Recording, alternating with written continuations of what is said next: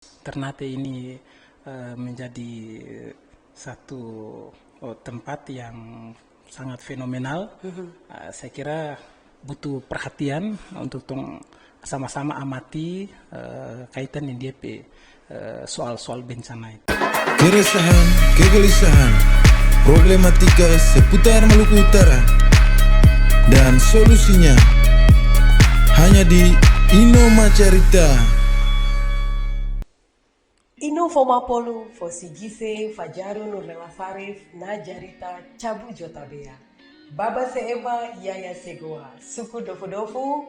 Alhamdulillah, kembali lagi di channel podcast Ino Macarita. Mari torang bacarita tentang keresahan, kegelisahan, problematika seputar Maluku Utara, dan tentu mudah-mudahan tong akan dapat disolusi. Seperti biasa dalam Inoma Carita, saya ini selalu undang atau kedatangan narasumber atau tamu supaya Tom bercerita tentang sejumlah problematika yang ada di Kota Ternate dan di Maluku Utara. Nah, hari ini saya mau sapa dulu Tom narasumber. Apa kabar? Habar dokasa. Kakak Jul Hizah Rasai atau Kakak Jul? Ya, alhamdulillah baik-baik nih, Cimila. Kabar baik. Baik-baik. Ini kondisi pandemi 19 ini kalau Tom dengar kabar baik Tom hati pesana. Ya, suku dofu-dofu Pak Jul Kakak Jul mau kamari di sini bercerita. Jadi memang barang ini Tom harus bercerita, ada banyak hal. Saya dapat info Kakak Jul ini kan ahli tentang bencana. Waduh, ahli apa ini dia? Ya, ini katanya tunggu, dia ahli apa tunggu sedikit bertemu cerita, tapi tapi yang saya tahu Kakak Jul ini ahli tentang bencana. Nah, dia cerita bagaimana nih, mungkin saya mau cari tahu dulu kan sudah berapa lama sebenarnya kalau mau cerita Kakak Jul ini terjun atau mungkin mendalami soal kebencanaan. Ya, jadi kalau saya Cinila masuk di dunia mengamati atau menyukai tentang soal-soal bencana di Ternate, ya itu mulai tahun 2017. Tahun 2017. Waktu itu setelah saya baru selesai sekolah. Jadi S2 di Bandung di Teknik Geologi. Kebetulan saya konsentrasi itu tentang bencana geologi. Nah, makanya setelah dari situ saya rasa Ternate ini menjadi satu tempat yang sangat fenomenal. Saya kira butuh perhatian untuk sama-sama amati kaitan yang dia soal-soal bencana itu. Nah, ini yang DP seru nih tuh mesti baca cerita tadi Kak Jul bilang Ternate ini fenomenal. Memang apa sih yang DP beda antara Ternate dengan kota-kota lain terkait dengan soal bencana? Ada DP beda kata Rada? Maksudnya kota Ternate dengan kota-kota lain atau tanpa lain? Iya, memang beda Cina. Jadi kalau di tempat-tempat lain potensi bencana itu mungkin bencana alam ya. Kalau bencana alam itu kadang titik terjadi bencana itu ya mungkin jauh dari pusat pemukiman atau mungkin pusat perkotaan. Tapi di Ternate ini orang tahu di pulau ini adalah tempat di mana gunung api aktif. Gitu. Yang selalu dan bisa jadi setiap waktu, setiap saat yang tanpa tahu bisa terjadi. Dia bisa meletus, dia bisa erupsi, dan itu sangat berdampak di masyarakat Kota Ternate. Tapi ketika masyarakat ini tahu semua bahwa Gamalama ini punya ancaman bencana erupsi gunung api, tapi yang saya heran setiap waktu masyarakat sekitar masyarakat di pulau-pulau sekitar Pulau Ternate itu setiap waktu selalu berdatangan di Kota Ternate gitu. Sehingga itu yang mungkin bagi saya sesuatu yang menarik untuk kemudian harus tong soroti sama-sama. Kampung itu malah menarik buat Pak Jul, buat Kakak Jul. Tapi memang kalau cerita bencana ini sekarang orang lagi hadapi nih, tong cerita sekarang lagi hadapi bencana non alam. Nah, jenis-jenis bencana itu kan ada bencana alam, bencana non alam. Itu masyarakat mesti tahu, meskipun sekarang ini hampir kurang lebih 1 tahun lebih orang didera dengan bencana pandemi COVID, bencana tipikal bencana non alam. Nah, kalau Tompe jenis-jenis bencana khususnya di Tompe kota ini kan, kalau Kakak Jul bilang awali dengan hal yang menarik, ini kan pasti mendalami tuh tentang persoalan bencana apalagi di Tompe kota Ternate.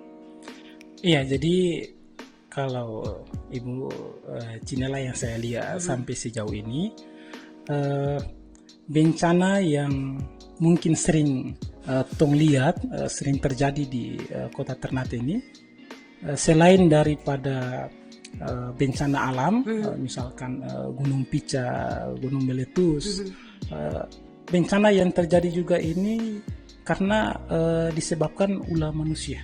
Nah, itu lagi salah satu faktor karena ulah manusia. Ya, karena ulah manusia. Dan juga itu tentunya dia ada DP kaitan dengan bencana alam yang terjadi. Gitu. Nah, misalkan seperti longsor yang kemarin lihat pada saat kejadian bencana banjir lahar. Nah, kalau banjir lahar ini kan memang dia bencana alam, tapi kaitan juga dengan ulah manusia. Akibat daripada dong bikin rumah terlalu mengarah ke puncak gunung, yang selalu berkembang ke arah puncak gunung, otomatis ini kan pohon-pohon hutan dan sebagainya ini kan dong sudah tebang semua. Itu yang nanti akan dia berdampak ketika banjir terjadi luapan ke kawasan perkotaan, kawasan pemukiman masyarakat. Dan tentunya itu menyebabkan ya tong lihat seperti yang lalu di tahun 2011-2012, korban jiwa, kerusakan lingkungan, kerusakan fasilitas publik, dan itu tentunya harus tong perlu duduki sama-sama. Yo, saya dapat ingat bicara bencana nih, Pak Jul kan belum lama ini kasih keluar buku Iya, betul. Buku Bencana Kota Ternate. Saya juga waktu itu sempat ikut DP bedah buku.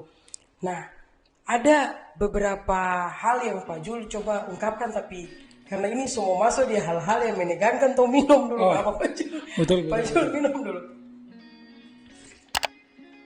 Ini DP cerita soal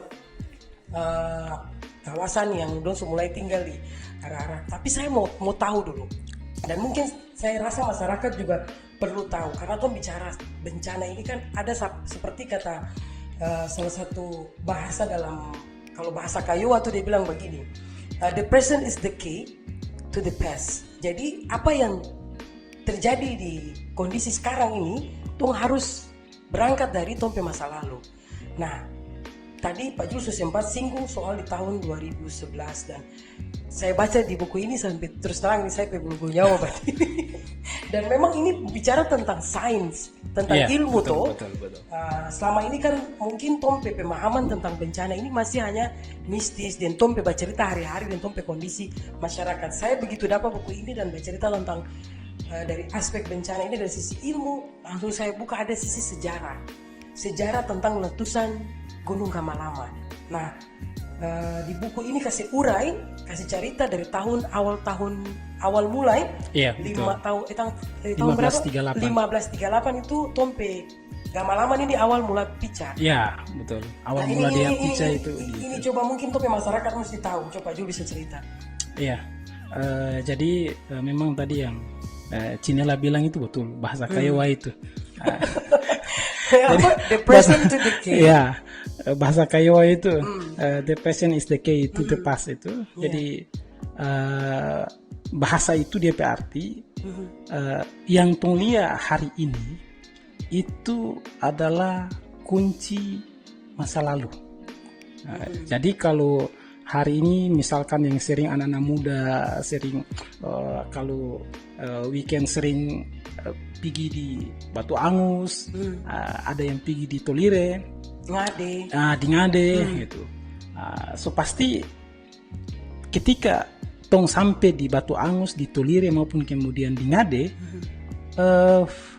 pasti tong akan berpikir kira-kira bagaimana bisa batu angus ini dia ada begitu. Bagaimana bisa batu angus itu dia terbentuk. Itu hal yang sama juga. Misalkan orang ke Danau Tolire, bagaimana bisa Danau Tolire itu dia ada, dia muncul begitu, dan dia muncul di kaki gunung. Nah, jadi kalau tong coba lihat itu, Cinela, dalam sejarah gunung api Gamalama ini, dia pertama kali pecah itu tahun 1538. Tadi yang Ibu Nela bilang. Cinela bilang 1538. itu 1538. Nah, di tahun 1538 itu gunung api Gamalama setiap tahun pecah terus, erupsi terus, sampai dia berhenti di tahun 2003. Itu sesuai dengan data yang saya cross check, baik itu yang ada di pos pengamatan gunung api Gamalama maupun ada yang data yang di Pusat Vulkanologi, Mitigasi dan Bencana Geologi (PVMBG) di Badan Geologi Bandung. Itu sama. Jadi DP interval atau DP jarak waktu pecah itu dari Hampir setiap tahun.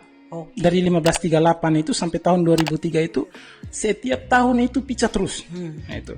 Cuman dia model pecah itu tara sama. Dia tidak tara sama setiap tahun itu.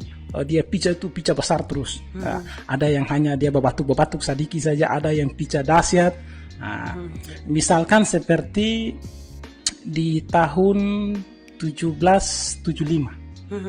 1775. Ya, di tahun 1775. Di tahun 1775, orang selama ini, saya selama hidup di kota Ternate, belum pernah mendengar Pulau Ternate terjadi gempa dengan tekanan 6,3 skala Richter.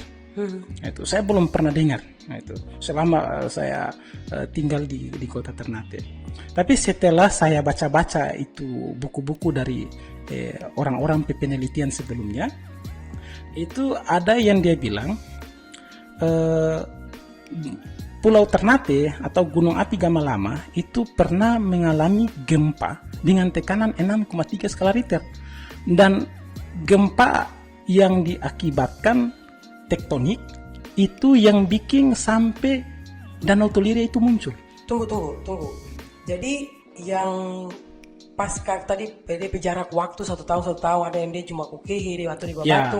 Nah, di tahun 1775 ini pada saat waktu itu yang dimana terjadinya sebuah letusan karena gempa tadi. Iya, betul. Dan itu dia menyebabkan Tolire. Iya. Lubang di Tolire itu terjadi. Ya, itu yang bikin lubang besar yang tong tahu hari ini Danau Tolire itu. Tapi kan kalau ton cuma dengar ini saya kecil-kecil cerita kecil-kecil sampai ton besar di Ternate ini kan ton dengar Tolire ini kan dari sisi sisi mistis saja. Iya. Bahwa tapi mungkin bukan mau apa-apa, ada mungkin dari sisi adat seatoran dan lain-lain, atau mungkin bercerita hari-hari ton orang tua dulu mungkin ada DP foso dan segala macam. Cuman ini kan ton bicara lagi-lagi mesti ton garis bawahi, ton bicara dari aspek sains, keilmuan sesuai dengan Pak Jul bidang, dan memang ini perlu ton bercerita. Iya, betul. Ya betul ya Pak Jul, perlu ton bercerita Kakak Jul, maksudnya supaya ton sama pemahaman dulu tuh. Jadi kalau saya ton tahu begitu, terus tong sampai sekarang juga kalau tong bawa tong pe anak-anak pi ke sana baronda di Tolire, memang tong bilang bahwa ini ada satu desa yang dia tinggi lama karena faktor hubungan antara keluarga yang memang istilahnya tabu dari sisi tong pe kota atau tong pe daerah ini, sehingga terjadilah. Apalagi anak-anak sekarang kan ampun sudah dong pertanyaan kritis-kritis Bajul. Nah itu yang Ton jelaskan. Nah paling tidak orang harus dengar malam ini Bajul bercerita tentang Tolire dari aspek keilmuan geologi itu seperti apa? Iya, jadi Cinela, saya waktu lalu ada sempat baca-baca itu orang hasil penelitian orang hasil penelitian sebelumnya itu di situ dorang ceritakan. Jadi Danau Tolire itu bisa ada yang hari ini tong lihat setiap kali hari Minggu tong pergi baronda dan tong jadikan itu tempat yang wisata. ya asik untuk mungkin ya sama-sama dengan kecil pemama kah dengan siapa kah begitu. Nah itu ada dua orang peneliti di tahun setelah 1775 itu dia penama Gogarten dan Sutikno Bronto. Dong dua punya bahasa, dong punya pernyataan bahwa Danau Tolire itu muncul akibat daripada letusan. Jadi akibat daripada letusan gunung api. Tapi Gunung Pica ini bukan lagi di puncak gunung, tapi di kaki gunung. Oke. Nah, yang tong tahu selama ini kan Gunung Pica itu kan di puncak, di puncak gunung toh. Tapi ini bukan di puncak gunung, ini di kaki gunung. Nah ternyata Gunung Pica yang tong tahu di kaki gunung itu ternyata di situ pernah dihuni satu desa. Ada satu kampung yang hidup di situ di Danau Tolire itu. Nah, kalau tidak salah itu dia nama desa Soilatakomi. Soilatakomi. Ya, Soilatakomi. Nah, desa itu dahulu yang dong ceritakan itu kurang lebih 141 orang yang tinggal di desa itu. Oke. Nah, pada tanggal 5 September sampai 7 September di tahun 1775 letusan dahsyat atau Gunung Pica yang dong tahu di kaki gunung itu ternyata ada 2 kali letusan, 2 kali Gunung Pica. Dan ternyata itu dia hasil yang tong tahu hari ini adalah Danau Tolire Jaha atau Tolire besar dan Tolire kecil. Oh begitu Ya, itu dan saya kira itu menarik. Itu menarik untuk tong bercerita malam ini. Jadi saya ini juga tidak bercerita dari sisi cerita rakyat atau kemudian pandangan masyarakat pada umumnya, tapi saya lebih bercerita pendekatannya sainsnya. Itu. Jadi ternyata kenapa bisa Gunung Pica di kaki gunung, ya bukan di puncak gunung tapi di kaki gunung. Yang kejadian yang terjadi di Danau Tolire. Danau Tolire nih. Jadi gunung api itu dia jalur erupsi itu bukan hanya di puncak gunung. Kalau orang mau ibaratkan itu sama dengan pohon. Jadi pohon itu ada yang dia batang yang besar sampai ke ujung pohon, ada yang dia cabang-cabang pohon itu. Nah, jalur lava itu, jalur lava yang kalau dia pica di puncak gunung ku menyala-menyala itu, nah itu ternyata dia jalur itu banyak. Nah, sama dengan pohon ku dia ranting-ranting itu. Nah, sebelum sampai di puncak pohon itu, di ujung pohon, itu kan di bawah itu kan ada DP ranting. Nah, DP ranting itu yang DP jalur lava dia lari ke situ. Nah, ternyata di ranting pohon itu atau jalur lava di gunung itu yang dia mengarah di kaki gunung. Nah, ternyata jalur lava pada saat itu gempa yang tekanan 6,3 skala Richter itu menyebabkan terjadi patahan di dalam tanah. Dan itulah kejadian yang dialami di Danau Tolire itu. Jadi ternyata di Danau Tolire itu yang dihuni satu desa Soilatakomi itu, ternyata di bawah kampung itu ada patahan besar. Itu. DP lebar sekitar berapa? DP luasan itu sekitar berapa meter? Kalau dari hasil dompe penelitian yang saya baca itu, lebar di permukaan itu kurang lebih 700 meter. Sekitar 700 meter. Sekitar 700 meter. Kalau di bawah bagian dasar itu dia lebar kurang lebih 350 meter. Kedalaman itu 40 sampai 50 meter. Itu cuman kalau tong lihat sekarang kan dia so tambah lebar ke apa tuh. Nah, itu mungkin karena ya waktu berganti mungkin longsor di beberapa sudut, sehingga kalau tong lihat DP danau itu semakin lebar. Gitu. Ini baca cerita ini tong mesti minum. Iya. Baca cerita bencana ini tong jadi tegangi sini lah. Tapi memang tidak boleh tegang, mesti tong baca cerita akan nih barang. Nah, dengan kondisi saat ini, tong lihat nih kondisi saat ini, terus tadi Kakak Jul sebanyak uraikan juga. Nah, korelasinya sekarang dengan kondisi kekinian ini, tompe kawasan pemukiman ini banyak di wilayah-wilayah, lebih banyak dong pukul kadara-kadara, ya lebih banyak main di pegunungan. Iya. Nah, ini juga kan sebenarnya apakah dari aspek rawan bencana dan lain sebagainya, karena kawasan hutannya dan lain sebagainya, ini bagaimana nih Kak Jul kaitan dengan faktor-faktor ini? Iyo, jadi ini yang kalau saya lihat nih seharusnya tong bisa pikirkan bersama, itu karena persoalan kota Ternate hari ini dia situasi bencana ini semakin rumit, itu semakin rumit. Nah, semakin rumit ini karena tong so tahu-tahu kalau tong bikin rumah semakin kadara di gunung, semakin kadara di arah puncak gunung, otomatis orang lebih mendekati titik bahayanya, gitu.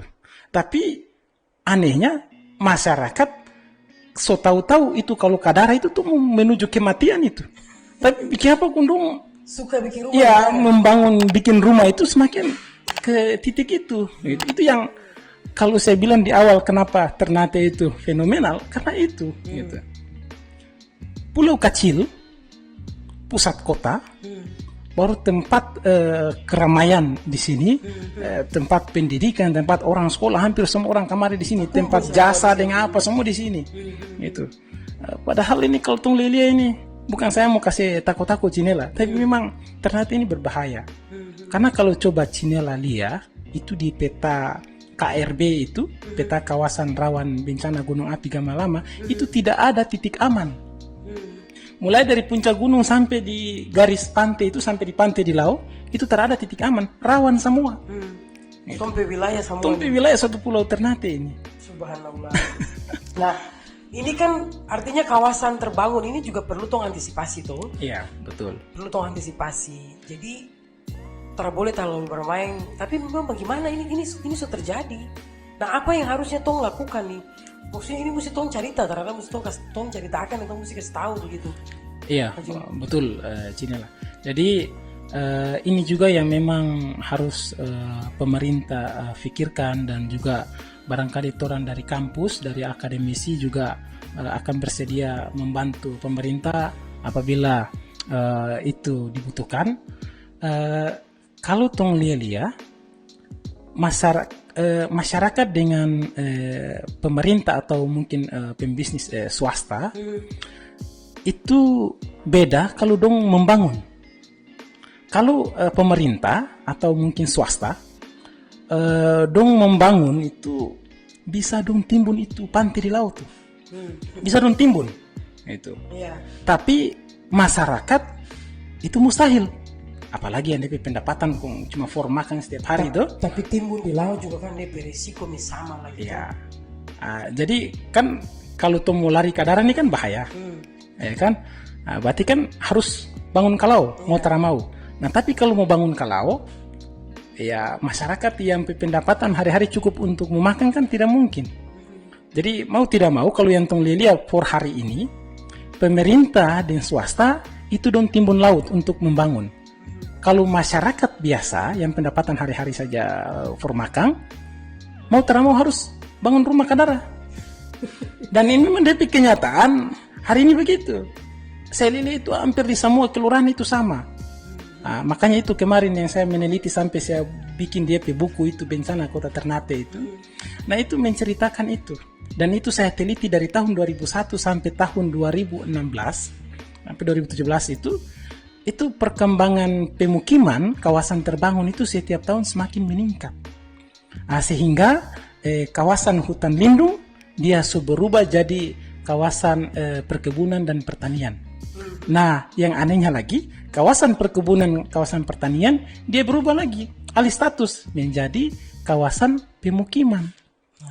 Sehingga kalau kemarin di tahun 2011-2012 bencana banjir lahar yang paling berbahaya cuma di 3 kelurahan itu di Tubo, Dufa-Dufa dan Akehuda. Ke depan saya kira ternyata bisa menyeluruh dia masalah bencana yang sama seperti itu. Pak Jul jangan kasih takut. Iya, maksudnya ini kan tong tapi itu bisa prediksi tuh. Harus antisipasi. Ya, itu harus dipikirkan. Belum lagi tuh mbak cerita soal bagaimana tompe ancaman nih, tompe barangka nih. Saya ingat juga ada tompe barangka satu yang pernah kejadian di tahun yang tadi Pak Jul sempat singgung di 2018 ini kan Tugurara ya? Iya, itu ini lagi kali barangka Tugurara itu. Barangka Tugurara lagi. Dan tompe masyarakat kebiasaan buang sampah sabarang di barangka, belum lagi bikin pemukiman di barangka. Ini hal-hal seperti ini nih sebenarnya harusnya bagaimana nih? Kakak Jul mungkin tong harus sama-sama saling mengingatkan apa ya? Iya, betul. Jadi ini mesti harus pemerintah juga harus serius untuk lihat masalah ini tuh, karena fungsi sungai itu ya untuk mengalirkan air. Tapi kalau dalam barangka kalau orang bangun fondasi, itu yang bahaya. Ini kan air pejalan. Ya, air pejalan. Pasti mau bagaimanapun akan dicari di pejalan terus. Ya, tapi betul. dong bikin pemukiman. Yang aneh itu Cinela. Itu kalau Cinela pergi di Tubo itu di dalam bronjong yang seharusnya saudara boleh lagi orang bangun rumah, itu kurang lebih ada 11 kakak itu di sana itu. Waktu itu yang saya sempat teliti itu di sana. Padahal di dalam bronjong itu tanpa untuk kalau banjir dia datang, kalau dia meluap, itu dia masuk di titik itu, di areal itu, gitu. Memang masalah izin, kasih biar izin membangun ini juga problem sebenarnya. Ya, makanya itu ya nanti mungkin pemerintah bisa lihat persoalan IMB itu mungkin harus dipertimbangkan supaya membangun tempat hunian dan fasilitas publik itu tidak harus di atas bantaran sungai, harus ada semacam prioritas untuk tanaman-tanaman, pepohonan, penghijauan supaya untuk bisa mengendalikan aliran sungai.